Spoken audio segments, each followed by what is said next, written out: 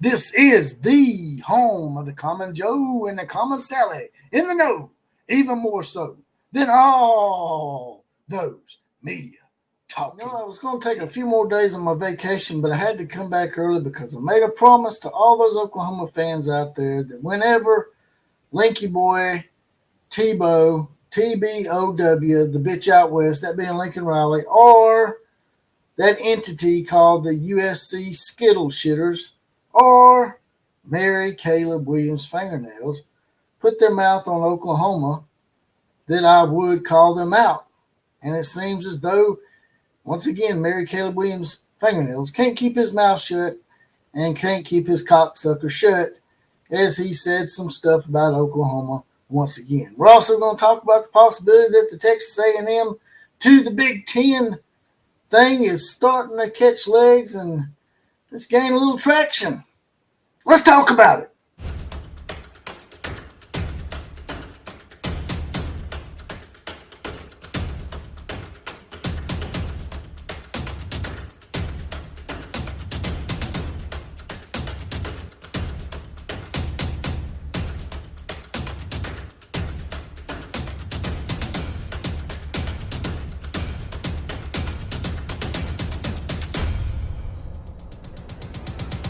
Off vacation early, it's the Outlaw Posse back in effect. And today's four horsemen shout outs go to Dale Sint, James, Justin Goss, and Killer Breeze are mounted up and saddled up and ready to go and help us with today's college football invasion.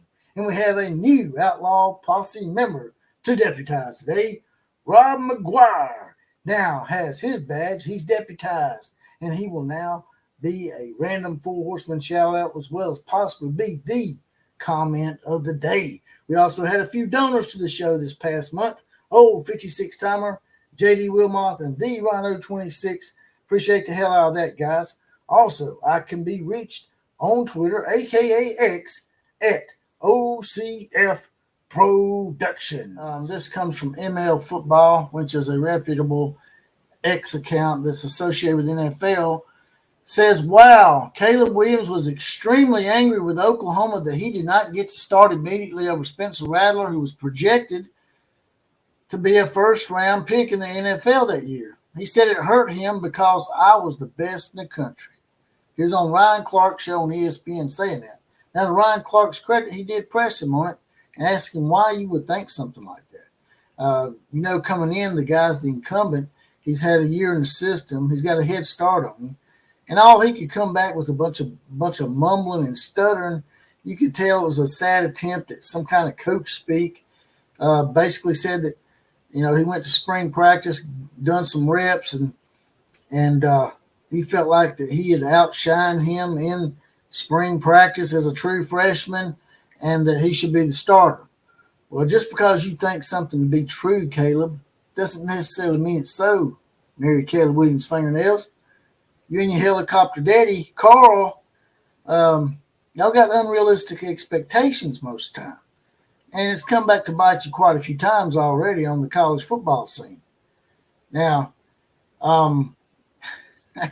he went on to say, well, Lincoln Riley told me to keep my head down and keep on going and keep trying harder and keep on going and keep trying and keep on going. He said that shit like 4 different times. He sounded like some kind of spastic, constipated parrot repeating the same shit over and over again. You could tell he didn't really have an answer. And it was making Ryan Clark a little edgy. I could tell he really wanted to light the boy up, but he didn't do it. But another poster on there made the point, there was a good point, that, he says he was really hurt by Oklahoma and them benching him, and that's why he ended up leaving Oklahoma and yada, yada, yada. Oklahoma didn't bench you, man. Oh, Linky Boy. Oh, Tebow. TBOW, the bitch out west, Lincoln Riley, was the man that benched you. He referenced Lincoln Riley numerous times. It sort of stuck out to me. Called him Lincoln quite a few times. Didn't call him coach. Just shows the kind of respect that Lincoln has for his players, to be honest with you. That's just a little side note. But if you were so mad at the people that benched you then why did you run out there and go play for Lincoln Riley after he benched you? If you were so hurt, like you said, then why did you go play for me? Because like I said, Oklahoma didn't bench you. The administration in Oklahoma didn't bench you. The fans in Oklahoma didn't bench you. Lincoln Riley did. And it's just a sad situation to me because I think this is going to go far beyond football before it's over with for this guy. Him and his little helicopter daddy, Carl. Carl, dude, you're setting your son up for failure. You give him unrealistic expectations. And sure, he did eventually start over Spencer Rattler because in the middle of the year they benched Spencer Rattler. And you got lucky. And it did happen for you, but you weren't happy about it. You even said here that it hurt you that you had to sit on the bench behind an incumbent who had a year's head start on you. But y'all not Nostradamus. Y'all didn't know that Spencer Rattler wasn't going to work out in the middle of the year. And what if he didn't? What would have happened? Would you have transferred then? Would you went somewhere else? I don't know. I mean, like I said, it sure is funny that you went out there and played for the guy that actually benched you. But like I said, down the road, this is going to really hurt Caleb. And his helicopter daddy, Carl, is not doing him any favors by continuing to give him false hope.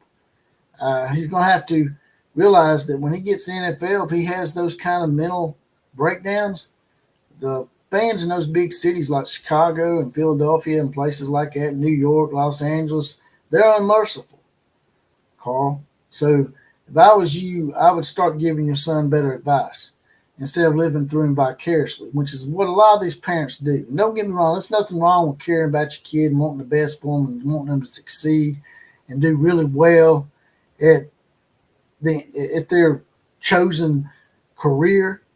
But at the same time, you don't need to be living vicariously through them and feeding them unrealistic expectations. It's like y'all are oblivious. I mean, they even asked earlier in the years, I talked about this in other podcasts, they were even asking them to circumvent the NFL rookie contracts and rules that were in place. They've been in place for quite some time, just for Caleb Williams. Oh, Mary Caleb Williams' fingernails. But I think we're going to be looking at another Vince Young 2.0, maybe even worse. I just hope he don't do something bad to himself because his daddy led him astray so badly, in my opinion.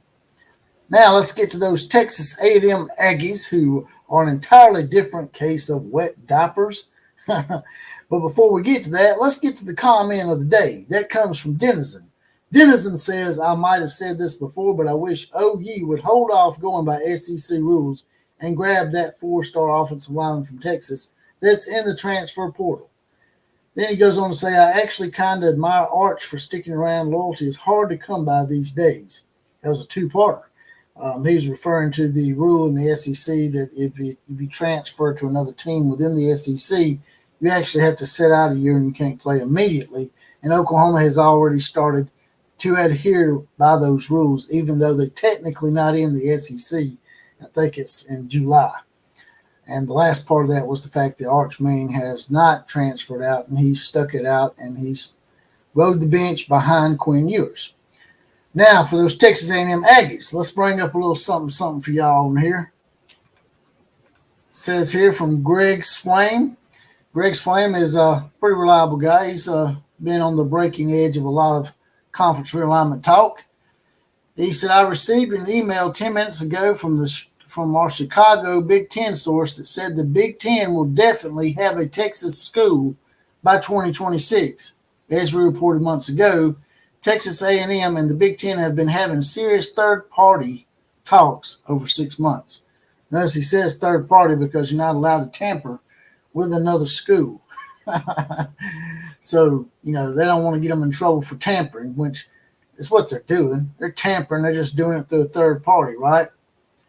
But it goes back to a podcast I did a few podcasts back. People were laughing at me, just like they did in 2021 when I was talking about Oklahoma and Texas coming to the SEC before people even thought about it. Not trying, I'm trying to brag and pat myself on the back, but I'm just saying that, sometimes if you think something's just too far-fetched and there's no way in hell it can happen, sometimes it can. And Texas A&M is not really happy with the SEC letting Texas and Oklahoma in the conference. Not really Oklahoma, but more Texas. Because they had agreed when Texas A&M joined. So I really can't call them wet diapers because the SEC did sort of lie to them. They told them that they would be the only team from Texas that they would accept. So they could have got away with bringing in Oklahoma and maybe somebody else, like maybe Oklahoma State or something, or Kansas.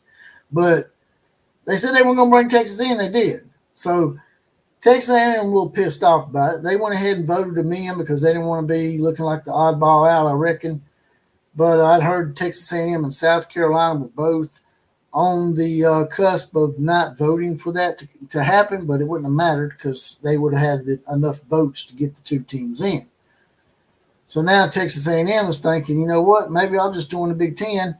The Big Ten, you actually make more money in the Big Ten than you do the SEC. They got a bigger contract in the SEC as of right now. That could change in the future. And it would be a badge of something different that they could take into the homes of recruits maybe.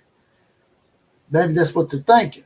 But I think that it's going to backfire on them if they do that. I think they're going to be out of their element. They're not going to be really geographically synced very well. I know geography don't really matter these days except for the Southeastern Conference, which is still somewhat conjoined geographically. Yes, I know Missouri is not really Southeast, but they're still connected to Southeastern states. They're a border state.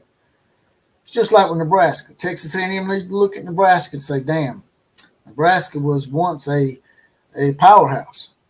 They went to the Big Ten, and they haven't really been the same since. Their recruiting base, which was a lot in Texas, a lot of those kids don't want to go play in College Park, Maryland, and New Jersey, and Michigan, and Wisconsin. Their families don't want to travel that far. So Texas A&M needs to take that into account too. And also, it's just a bad look for the Aggies. It makes it look like you're running from the Longhorns. It makes it look like you're chicken shit, to be quite honest with you. So if I was Texas A&M, I would not join the Big Ten. And the Big Ten's talking about a Texas school, it could be somebody else.